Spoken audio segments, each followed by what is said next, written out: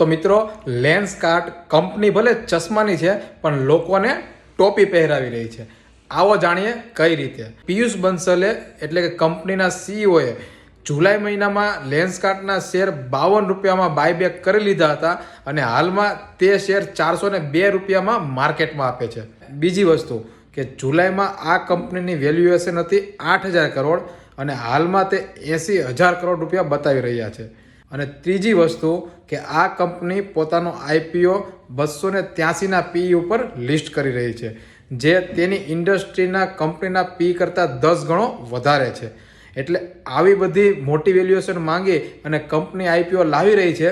તો તમને શું લાગે છે, આ આઈપીઓ ભરવો જોઈએ કે ના ભરવો જોઈએ?